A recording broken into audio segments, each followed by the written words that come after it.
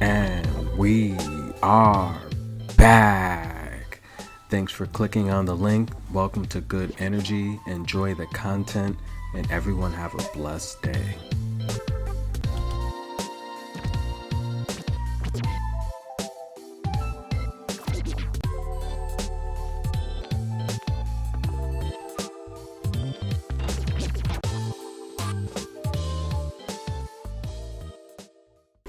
And we are back. Welcome to Good Energy, and this is a special NBA Finals edition. That's right, the Boston Celtics hosting the Golden State Warriors tonight for a chance to go up 3-1 in the series. That's right, Boston came into game 4 up 2-1. A beautiful look at the Boston City sky view. That's right, I've been to that place hundreds of times, especially on the floor live games. That is a great place to be. And I have to be honest with you guys, I've been to a lot of NBA arenas. The Boston TD Center is one of the best places to watch an NBA game. It's a big party. The fans are amazing.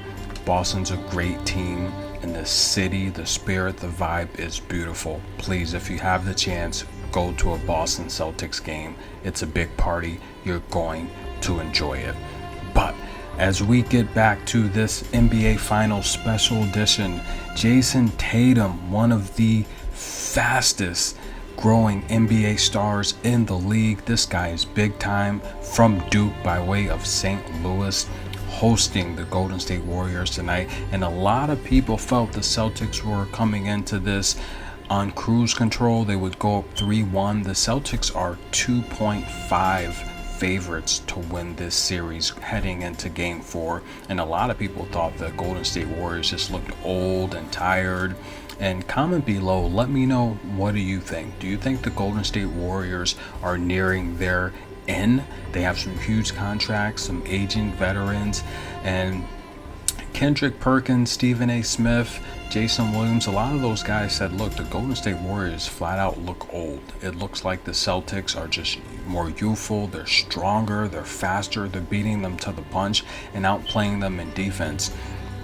But just want to remind you guys how we got to this point, and this is going to be very, very interesting as we lead into this game here. The Boston Celtics are coming off of 2 Game 7s, right? Remember that. They had to win on the road in Milwaukee, and they had to win on the road in Miami. Being up 2-1 in a different position here. Now remember, Golden State pretty much on cruise control through this NBA playoffs here. 4-2 in the first round. 4-1 in the first round against Denver. 4-2 in the second round against Memphis. And we saw them easily take out Dallas 4-1 in the conference finals. So a lot of people didn't think that Golden State would be down, especially being almost perfect at home, 10-1 at home this NBA playoff. And Boston went in there and completely shocked the world by blowing out Golden State in game 1.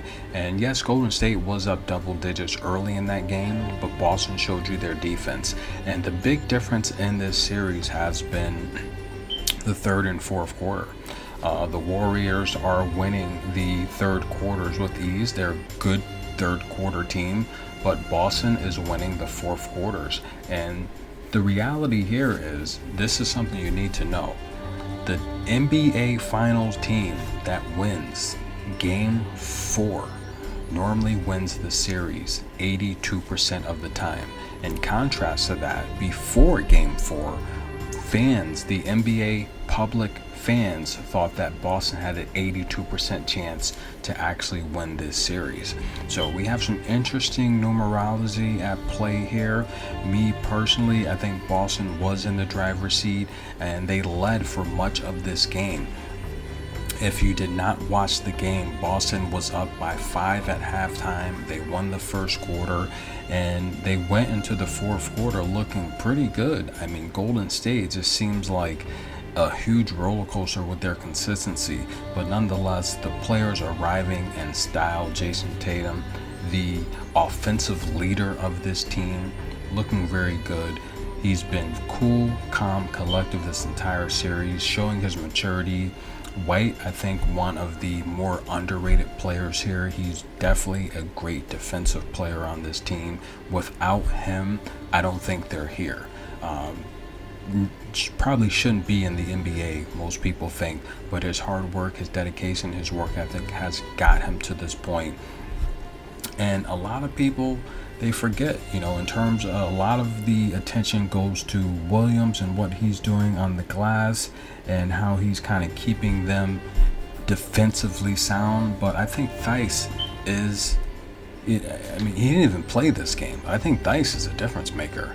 And coach is going to have to go to the drawing board and draw something up here because Robert Williams is not healthy. He played 31 minutes tonight. He had 12 rebounds. Okay, that's a great stat there. 4 assists, 2 blocks. But I feel that his plus and minus is +6, 7 points. But I feel he's unhealthy.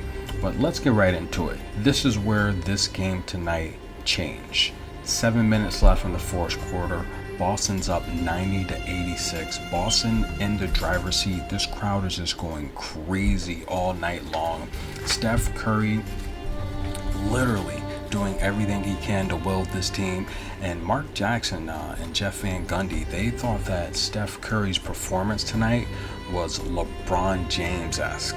Yeah, that's right. LeBron James, 2016, those early years in Cleveland, 2006, wielding his team to the NBA Finals against Detroit, doing everything he could to score, defensively make stops. Steph Curry tonight was bruised and battered. The refs were not calling fouls for whatever reason. He had a couple 4-point plays that should have been fouls. Clear 4-point plays that should have been fouls. He was complaining. I'm surprised he didn't get teed up, but he was doing his best impersonation of Draymond Green tonight. But Stephen Curry was completely frustrated for most of the night. A lot of his teammates just weren't there. Draymond did not have a great game. I did like Andrew Wiggins and what he did on the rebounding side of things after Andrew Iguodala just chewed Andrew Wiggins a new one in that previous game. And a lot of people are saying, hey, Wiggins is coachable, he listens, but I just thought that was embarrassing. Andrew Wiggins with his rebounding high, 16 rebounds tonight. But in case you missed the game, Steph Curry, 43 points on the night and none shot bigger than this. I think he took this shot from Arlington Station, from Governor Square, Massachusetts Avenue, Boston Harbor, from Fenway. Steph Curry dropping heat-seeking missiles all night long, and this is what kept him in the game. In case you didn't see this play, this should have been a 4-point play right here. Steph Curry from about 28 feet, Al Horford, arms extended, Jason Tatum trying to catch up. He actually gets sandwiched here, and then he ends up on the ground. Releases a shot, nothing but net. Early on in this game, Steph Curry was actually having to go bank shots. The defense were just swarming him, just not letting him breathe. And you can tell the defensive pressure, Smart, Tatum, Jaylen Brown, switching on the pick and rolls, they were getting exhausted. But the Warriors, they're a pick and roll team. They move off the ball. They have to get their shooters free. And these guys are pure shooters. They need an inch to get these shots off. They're not like the traditional shooters like, and excuse me for saying this, the Reggie Millers, the Ray Allens. Those guys were great shooters. But Clay and Steph, they just need an inch. They'll launch anywhere and that ball's going in. They're truly two, in my opinion, the top 2 best shooters the NBA has ever seen. But back to this play here in particular. Should have been a 4-point play. Steph got up. He was screaming, yelling at the refs. And the refs, I think they're calling this series pretty tight. They're calling it pretty fair. But I will say there's been a lot of shenanigans going on in Boston here. I'm not sure what it is. You guys heard the reports about the rim being a little bit higher than 10 feet tall. Is that a big issue?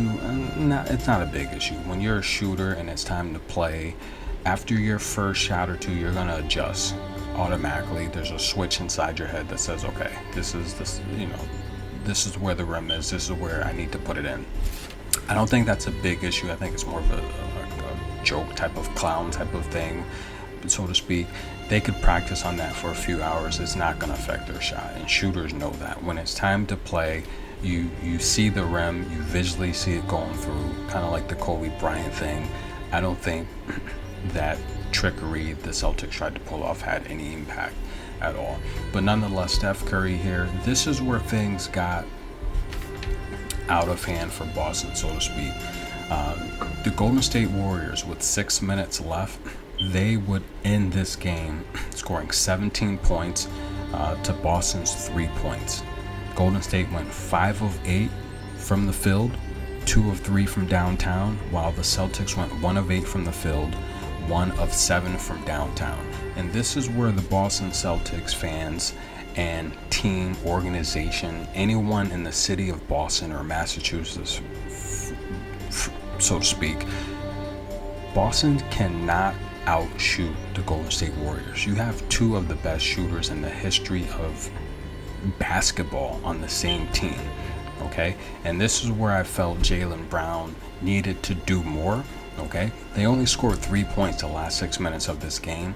Jaylen Brown, they continued to miss several threes, and four straight shots at one point they missed were all threes. We had Smart, White, Al Horford, and Brown all missing threes. Jaylen Brown, when the game is tight, he has to continue to penetrate. Okay, he is explosive, he's fast. There's not too many people on the entire Golden State Warriors roster that can stop a Jaylen Brown when he's penetrating. There really isn't. I'd say maybe Gary Payton Jr., maybe a healthy Andre Iguodala, but Andre's not healthy. That's why he's not getting the playing time. Gary Payton Jr. is actually not really healthy. Jaylen Brown has to continue slashing and attacking the basket. He has to. If he continues to settle for shots, they're going to shoot themselves out of a championship. And the reality is, I think White may have shot Boston Celtics out of a championship tonight. If you watch that game, and these are the guys heading to the locker room, everyone looked down and depressed. And the reality is they blew an opportunity. You're not going to go back to Golden State, where Golden State's only lost 1 game all playoffs, and think you're just going to upset this veteran team 2 times in their home court. I don't think it's going to happen. I think Boston's in trouble. This thing could very well end in 6 games. You know, they had their chance. They were up 4 with 8 minutes left. What more do you want? A chance to go up 3-1, and you guys are settling for shots. It was a horrible. I think you got to do better. I think it was a horrible game plan down the stretch. I'm not going to blame anyone in particular. At some point, you know, the coaches coach, but the players have to execute. And I think it was poor execution, very poor execution, in my opinion, on behalf of the entire Boston Celtics organization. Not going to blame anyone, not going to point any fingers, but this series might just as well be over. But I do want to take a look. I want to take a closer look at some of the stats that really set the tone here. In case you missed the game here, these are some of the stats. Now, we know Steph Curry had 43 points. Okay, the stat line was amazing. 10 rebounds. 10 rebounds for Steph Curry, 7 of 14 from three-point land, 14 of 28 from the field. Shot amazing. 8 for 9 from free throw. He does what he does. But the team stats are very impressive as well. Rebounding is the key. The Warriors, they like to play a little undersized now. They like to play fast, and they like to get up a lot of shots. But very surprised here, they out-rebounded the Boston Celtics by 13. The offensive rebounds, 16-11. The 5 there were all putbacks. Andrew Wiggins had 8 points off of putbacks, and Andrew Wiggins set his record for rebounding, like I said earlier. 8 points off putbacks. That's a difference maker. We got a 1-possession game down the stretch here. Boston does well with assists. They shared the ball good, and I felt the turnovers canceled each other out, but I think the turnovers down the stretch kind of shot Boston out of this game. They led to some very open wide threes for the Golden State Warriors and a couple of fast breaks that actually changed the point. If you take a look at the fast break points overall, Boston did lead that, but the points in the paint really surprised me. Boston being the bigger team inside with Al Horford and Williams, the bigger, more athletic team inside. Looney played good. He had a huge layup with 2 minutes left to put the Golden State Warriors up 5. That kind of sealed it. But the reality here is Williams is not healthy. And just imagine if a James Wiseman was healthy. I think Boston would probably get swept. Wiseman, if you guys had the chance to watch him at Memphis University, that guy's amazing. I hope he gets healthy, but Wiseman, he's going to have a great NBA career once he finally gets healthy. But Coach had a chance to break down some X's and O's. He said he really needs to get Tatum better shots. Tatum shooting the ball, the way he's been shooting, there's a lot of pressure on him. Golden State Warriors, we're talking the two best defensive teams in the league, and the reality here is Golden State's doing a very good job of defending him, and you've kind of seen a seesaw battle in terms of who's leading the defensive statistics. And of course tonight Golden State dominated, just holding Tatum. Really, I think Tatum, if you really think about it, Tatum and Brown have never had two solid back-to-back games together. They really haven't. 23 points out of Jason Tatum in a game 4 with a chance of goal 3 at home. It's not enough. 8 for 23, not enough. That's not going to get it done. 3 for 5 from the free throw line, only 5 attempts, not going to get it done. And if you take a look at Jaylen Brown, like I said, he's got to attack more. These guys are not going to outshoot the Splash Brothers. 21 points for Jaylen Brown. You can live with that. But, one of those guys, Tatum or Brown, have to be mid-30s if they're going to win these games consistently. And then you factor in Marcus Smart, 18. He did everything he could, but there's no bench production. White had 15 points, but, he missed 2 threes, but those two threes that he missed were the worst time you could possibly miss those 2 threes. That's when they needed conversions and buckets, and I felt 36 minutes for White. He's doing a great job on the defensive end, but it's not going to be enough. Grant Williams has to step up. He mentioned earlier in after game 2, his favorite player was Draymond Green. Why would you do that?